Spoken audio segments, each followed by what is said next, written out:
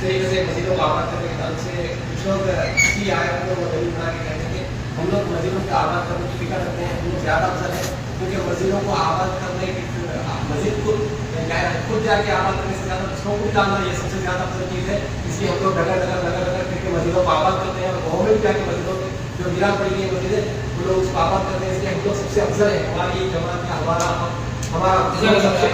آپ کا پیغام پہنچ گیا. جزاک اللہ. اس میں کوئی شک نہیں کہ جو خیر ہے اس کا انکار نہیں کیا جا سکتا. صلاۃ کی دعوت، یہ دعوت اگر کوئی کر رہا ہے، صلاۃ کی طرف بلا رہا ہے، تو اس میں اس کا کوئی کیسے کوئی انکار کر سکتا ہے؟ کوئی مسلمان ہے کلمہ پڑھنے والا جو کہے کہ صلاۃ کی دعوت نہ دو، صلاۃ کے لیے مت بلاؤ، کوئی اس کے ممکن نہیں ہے. لیکن کون سی صلاۃ کی آپ دعوت دے رہے ہیں؟ کیا وہ صلاۃ جو جناب محمد رسول اللہ صلی اللہ علیہ وسلم نے سکھائی ہے، یا آپ نے کچھ اپنی طرف سے بنا رکھا ہے؟ کیا اس ایمان کی دعوت دے رہے ہیں جو اللہ کے رسول صلی اللہ علیہ وسلم لے کے آئے تھے، وہ قرآن پاک میں ہے، جو ایمان گھٹتا اور بڑھتا ہے، یا اس ایمان کی دعوت دے رہے ہیں جو ایمان گھٹتا بڑھتا نہیں؟ آپ دیکھیں کہ وہ لوگ جس طرح کا دعویٰ کرتے ہیں، اللہ انہیں خیر کی توفیق دے اور ہم سب کو خیر کی توفیق عطا فرمائے. اللہ تعالیٰ ہم سب کی ہدایت فرمائے. کسی سے کوئی ذاتی دشمنی نہیں ہے، ہم ان کی بھلائی چاہتے ہیں اور ان کو بھی ہماری بھلائی چاہنا چاہیے، ہے نا. مسلمان سب کے لیے خیر خواہ ہوتا ہے. اسی خیر خواہی کا نتیجہ ہے کہ ہم یہ بتاتے ہیں کہ جب آپ اپنے اچھی چیز ایک قدم آگے بڑھے. انہوں نے پہلے جو کتاب پڑھتے تھے اس کے بڑے اعتراضات تھے کہ اس میں بڑے خرافات ہیں، بڑی کہانیاں ہیں، بڑے قصے ہیں، تو انہوں نے بدل کے ایک نئی کتاب کری اور اس کو پڑھنا شروع کیا. الحمدللہ یہ خیر کا قدم ہے. اگر وہ کہیں کہ اس خیر کے بعد ہم پیچھے قدم ہٹا کے کسی پہ نہیں جائیں گے، کیچڑ سے نکل آئے تو کیچڑ میں نہیں جائیں گے. اس کے بعد میں انہوں نے پڑھنا شروع کیا جس کتاب کو، اس کا نام کیا ہے؟ منتخب احادیث. منتخب احادیث پڑھنا شروع کیا. ساری حدیثیں کے بجائے صرف منتخب پڑھیں، ٹھیک ہے الحمدللہ خیر، ہم تو ساری حدیثوں کی طرف دعوت دیتے ہیں، صرف انتخاب کی طرف نہیں کہ اپنے حساب سے چن لیں. لیکن ان میں بھی جہاں قرآن کی وہ آیتیں آئی ہیں جس میں ایمان کے زیادہ ہونے کا ذکر ہے، ایمان کے کم ہونے کا ذکر ہے، ان نے ترجمہ کیا کیا؟ یہ نہیں ترجمہ کیا کہ ایمان زیادہ ہونا، کیونکہ وہ مانتے ہی جس پر کہ سلف متفق ہے، جو قرآن پاک سے صحیح طور پر ثابت ہے.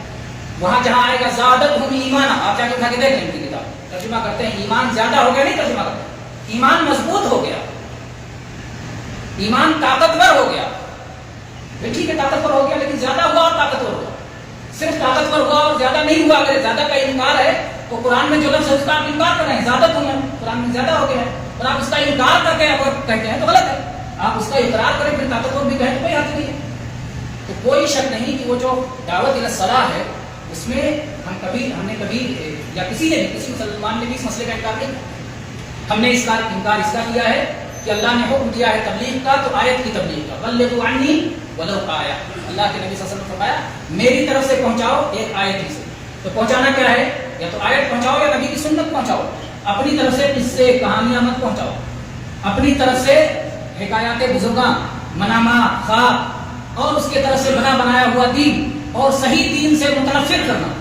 اسلامک سینٹر جہاں قرآن پاک کی تعلیم دی جاتی ہے، نبی کریم صلی اللہ علیہ وسلم کی صحیح احادیث کی تعلیم دی جاتی ہے، اگر اسلامک سینٹروں سے دور کیا جائے تو ہم کیا کہیں گے کہ آپ ایک طرف صلاح کے لیے بلا بھی رہے ہیں اور ایک طرف یہ بھی نہیں چاہتے کہ آدمی صحیح صلاح سیکھے. تو آپ کیا صلاح کی طرف بلا رہے ہیں؟ گویا آپ نے ایک گروہ بنا لیا ہے، اس گروہ کی طرف بلا رہے ہیں. آپ نام لے رہے ہیں صلاح کا لیکن اصل گروہ بندی کی طرف بلا رہے ہیں. ان کے کان بند کر دیتے ہیں، ان کے آنکھ بند کر دیتے ہیں. اس سے نہیں سننا، اس سے نہیں سننا، اس سے نہیں سننا، اور جو تمہارا امیر کہے اسی پہ آنکھ کان بند کر کے سنتے جاؤ. جو لوگ کلمہ کا صحیح معنی نہیں بتاتے ہیں، کلمہ کی صحیح تفسیر نہیں کرتے ہیں، صحیح توحید اور شرک نہیں بتاتے ہیں، ہم کیسے دیں؟ کیا صلاح کی دعوت ہے؟ صلاح کی دعوت میں کس کو اعتراض ہے؟ صلاح کی دعوت ہر کوئی دے گا اور دینا چاہیے. لیکن اس صلاح کی دعوت دیجیے جو صلاح اسلام والی صلاح، جو صلاح محمد رسول اللہ والی صلاح، جو جس صلاح کی طرف قرآن پاک نے دعوت دی، اس قرآن کے فہم کی دعوت دیجیے جس قرآن کے فہم کی دعوت مطلوب ہے، نہ کہ اپنی طرف سے. قرآن کے فضائل پہ آپ پوری بات کریں اور اگر کوئی قرآن کا ترجمہ پڑھنے لگے تو کہو کہ نہیں ترجمہ رکھو، گمراہ ہو جاؤ گے.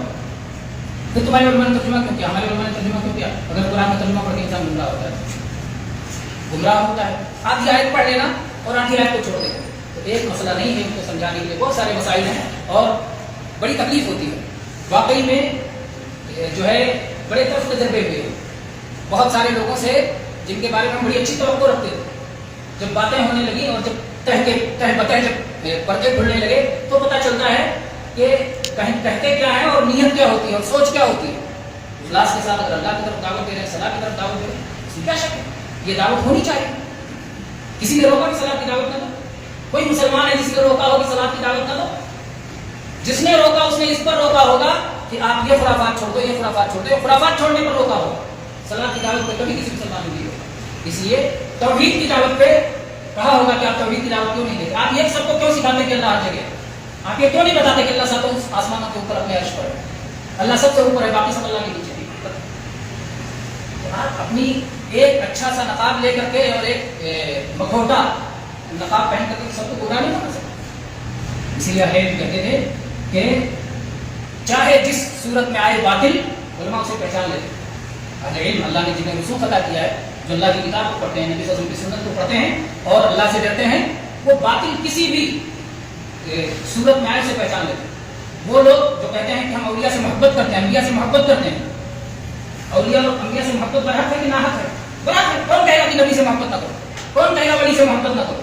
लेकिन अगर नबी और वली की मोहब्बत के नाम पर अपनी मनमानी की जाएगी तो इजाजत दी जाएगी। तो ऐसे ही सलात की दावत देने के नाम पर जब अपनी मनमानी की जाएगी तो जाहिर बात है उसकी इजाजत नहीं दी जाएगी। कौन कहेगा कि जब किसी को सलाह के लिए बुलाना हो तो एक मखसूस ग्रुप बना लो कि ये ग्रुप बनाने जाएगा, इसमें एक आदमी एक बैठेगा इत्तेकाफ, चार आदमी को ग्रुप होगा, सलाह के लिए बुलाने जाएंगे, एक आदमी इत्तेकाफ में बैठ के दुआ करता रहेगा कि अल्लाह वो लोग जो बुलाने गए हैं उनके बुलाने को कबूल फरमा लो। ये कौन सा तरीका कहाँ से लेके? ये सहाबा किराम रज़ी अल्लाह अन्हुम का तरीका है, ये नबी करीम सल्लल्लाहु अलैहि वसल्लम का तरीका है। जाहिर बात है एक एक कदम में सारी चीजों पर मुहासिबा करना हमारे पे गलती। कुछ लोग कहते हैं इस्लामिक सेंटर में जमा करके इस तरह दर्स देना कहाँ साबित है? अल्लाह के बंदों यही तो साबित है। सही बुखारी पढ़ो, किताबुल इल्म, नबी करीम सल्लल्लाहु अलैहि वसल्लम अपनी मस्जिद में दर्स देते थे। औरतों ने कहा अल्लाह के नबी सल्लल्लाहु अलैहि वसल्लम आप हमारे मदीना के जितने मर्द हैं जब चाहते हैं आपकी मस्जिद में पहुंच जाते हैं, सीख लेते हैं, हम औरतें क्या करें, घरों में रहती हैं, तो हमारे लिए भी एक दिन दीजिए जिसमें हम लोग इकट्ठा हो और आपकी बात सुने। तो अल्लाह के नबी सल्लल्लाहु अलैहि वसल्लम ने उनके लिए एक दिन मुतय्यन किया और वो औरतें हाजिर हों और फिर आपने उन्हें खिताब करवाया और आपने उन्हें तालीम अल्लाह इमाम बुखारी रहमतुल्लाह ने इस पे बात कायम किया है कि जो शख्स कोई एक दिन मुतय्यन करे तालीम के लिए, सबूत है। उसके बाद कहते हैं कैसे करते हो, लोग स्पीकर क्यों इस्तेमाल करते हो? अजीब फलसफे हैं।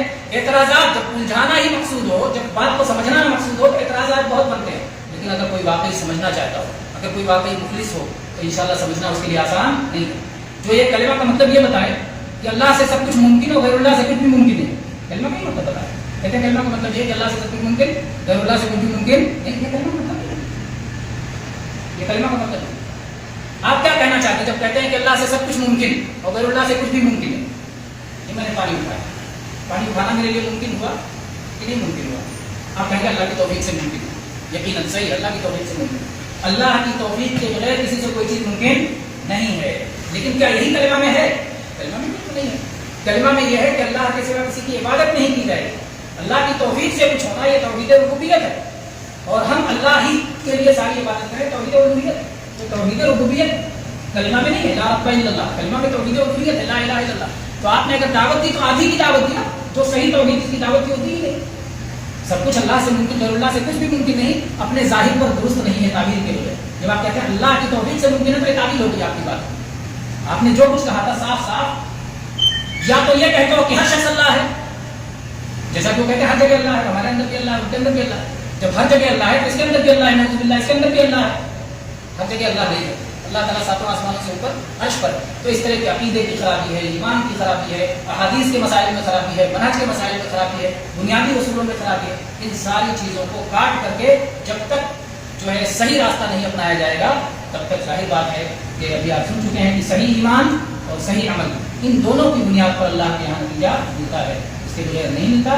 तो जो है बातें जब तक सही ना हो तो सिर्फ एक बात को लेकर के बकिया सारी बातों को सही नहीं किया जा सकता है। मोहब्बत नबी के नाम पर सारी खुराफात को कबूल नहीं कर लिया जाएगा और ऐसे ही नमाज की दावत के नाम पर सारी खुराफात